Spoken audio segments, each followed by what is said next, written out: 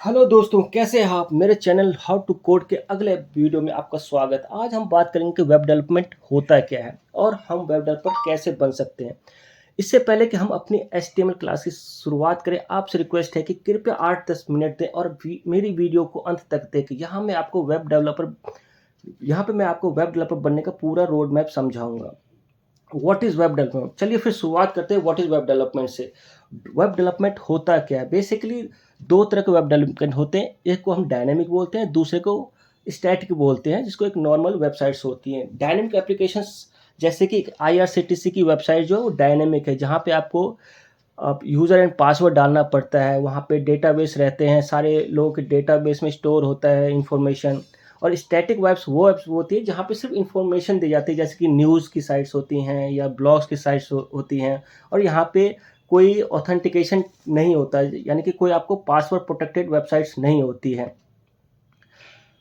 दोस्तों, बेसिकली मेरे पास इस वेब डेवलपमेंट में काफ़ी एक्सपीरियंस है और मैं यहाँ बेसिकली आपको बताऊंगा कि आप एक वेब डेवलपर कैसे बन सकते हैं। वेब डेवलपर बनने के लिए किन किन टूल्स और टेक्नोलॉजी को सीखने की आवश्यकता होगी, आप एक फ्रीलांसर के रूप में कैसे करेंगे, इस क्षेत्र में जॉब कैसे पाएंगे, नौकरी कैसे करेंगे, इन सब के बारे में हम बात करेंगे आगे जाके।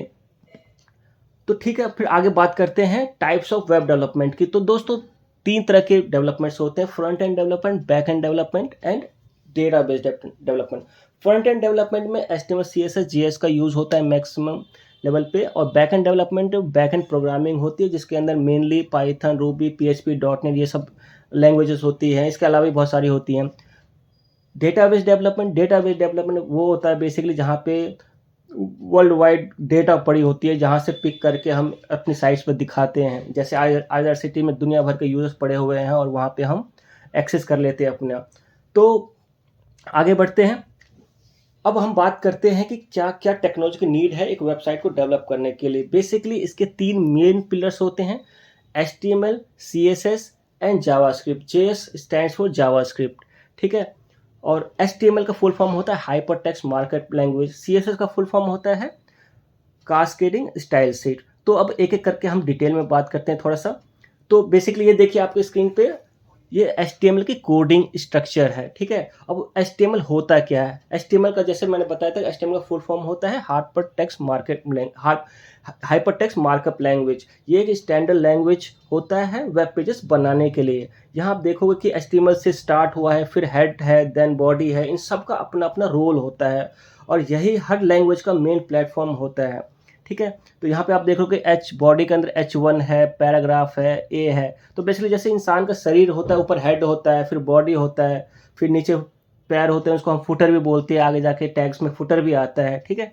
तो ये है HTML की बात। मैं बहुत ज़्यादा डिटेल में नहीं आपको समझा के यहाँ पे ज़्यादा बोर करूँगा, बहुत ही शॉर्टकट में बताऊँगा कि होता क्या है। जैसे मैंने बताया था आपको, बहुत ही ईजी एंड सिंपल वे में समझाऊँगा, ठीक है। तो नेक्स्ट जो पिलर्स है वो है CSS, जिसको हम कास्केडिंग स्टाइल शीट बोलते हैं, ठीक है। इसका बेसिकली यूज़ होता है कि प्रेजेंटेशन बनाने के लिए वेब पेज का डिज़ाइन कैसा होगा, ठीक है। इसको हम एक एग्जांपल की मदद से समझते हैं। जैसे कि आपके पास एक कार है, किसी कंपनी ने कार बनाया है, ठीक है। जो बॉडी होती है वो HTML होती है। बॉडी का जो डिज़ाइन होता है ना, उनको हम CSS बोलते हैं। CSS को हम कॉस्मेटिक चेंजेस करते हैं। जैसे कोई हीरोइन है, बगैर मेकअप के कैसे दिखती है और मेकअप करने के बाद कैसे दिखती है। मेकअप करने से पहले दिखती है वो HTML होती है, मेकअप करने के बाद जो दिखती है CSS दिखती है। इसी तरह से कार के एग्जाम्पल में से जो CS का जो डिज़ाइन होता है ना कार का, वो CSS होता है। बॉडी उसका HTML होता है। और तीसरा पिलर जो जीएस की बात कर रहे थे, वो एक तरह से ब्रेन होता है कि कार के इंजन कैसे वर्क करता है, इस तरह की चीज़ें होती हैं, ठीक है। यहाँ पे आप देखो कि CSS का कोड का कुछ एग्जाम्पल है, ठीक है। बॉडी है, H1 है। बॉडी आपने देखा था, टैग पड़ा था HTML में। यहाँ पे ना बॉडी CSS है। यहाँ पे ना स्टाइलिंग की हुई है कि बॉडी का कलर क्या होगा, बैकग्राउंड में क्या होगा, ये कलर के कोड्स हैं, ठीक है। फ़ॉन्ट फैमिली क्या होता है, एरियल लगाना है, सैंस सेरिफ लगाना है। हेडिंग जो देखते हो, अगर बड़ी बड़ी हेडिंग्स होती है, जहाँ पे मैंने लिखा है CSS कास्ट करें, ये एक हेडिंग है, ठीक है। तो हेडिंग का कलर कैसा होगा, इसके अलाइनमेंट क्या होंगे। पैराग्राफ हम जनरली टेक्स्ट वगैरह को लिखने के लिए करते हैं। तो ये बहुत शॉर्टकट में है। डिटेल में जब मैं एकदम स्टार्टिंग थोड़ा सा CSS स्टार्ट करूँगा तो मैं इसको और ज़्यादा डिटेलिंग में समझाऊंगा। अब हम बात करते हैं अपने नेक्स्ट पिलर JS की। जे एक तरह का प्रोग्रामिंग लैंग्वेज होता है, ठीक है, जिसको यूज़ करके हम इंटरेक्शंस देते हैं अपनी वेबसाइट पे। जैसे माउस क्लिक पे क्या होना है, बटन जब हम सबमिट करेंगे तो क्या होगा, ठीक है? जैसे कोई मैसेज दिखाना होता है तो क्या होता है। बेसिकली इसमें थोड़ा-सा इंजन टाइप की चीज़ें होती है, प्रोसेसिंग करने और इंटरेक्शन के काम आती है। आपने देखा होगा कई जगह आप बटन पे क्लिक करते हैं तो कुछ डिटेल्स नज़र आती हैं, तो वो सब जावास्क्रिप्ट के हेल्प से किया जाता है, ठीक है? तो इस तरह से 3 प्लग मिलके हमारी वेबसाइट तैयार हो जाती है। और जब तैयार हो जाती है तो अब दिखता कहाँ है? वेब ब्राउज़र पे। वेब ब्राउज़र आपको पता है, डेफ़िनेटली आप सब लोग यूज़ करते हैं वेब ब्राउज़र। वेब ब्राउज़र एक सॉफ्टवेयर एप्लीकेशन होता है जिसका जिसका यूज़ करके आप कहीं के भी वेबसाइट को देख सकते हैं। इसमें आप देखोगे लोगो कि कई तरह के लोगो हैं, इसमें मल्टीपल वेब ब्राउज़र्स हैं, यहाँ पे सफारी है, क्रोम है, एज है, ठीक है? और फायरफॉक्स है। तो ये इनके लोगोज़ हैं, ठीक है? तो इन पे आप किसी एक का चॉइस करके अपने पेज को डेवलप कर सकते हो, ठीक है? तो ये थी पूरा वेब साइट बनाने का पूरा रोड मैप, ठीक है? और अगले वीडियो में हम आपको बताएँगे कि एचटीएमएल से स्टार्ट करेंगे कि एचटीएमएल की कोडिंग कैसे होती है, उसके अंदर इमेज का यूज़ कैसे होता है, उसके अंदर एंकर कैसे डाले जाते हैं, फुटर कैसे होगा, उसका हेडर कैसे होगा, उस पेज का बैकग्राउंड कैसे होगा, और उसमें कई सारी चीज़ें, एक पेज से दूसरे पेज पर जाने के लिए लिंक कैसे काम करेंगे, ठीक है? तो ये सारी चीज़ें एचटीएमएल में हम कोडिंग करेंगे। कोडिंग करने के बाद फिर हम क्या करेंगे, उसमें सीएसएस से उस चीज़ को फिर हम इसमें हम सीएसएस से हम इसको कॉस्मेटिक चेंजेस करेंगे कि इसका स्टाइल कैसे होगा, ठीक है?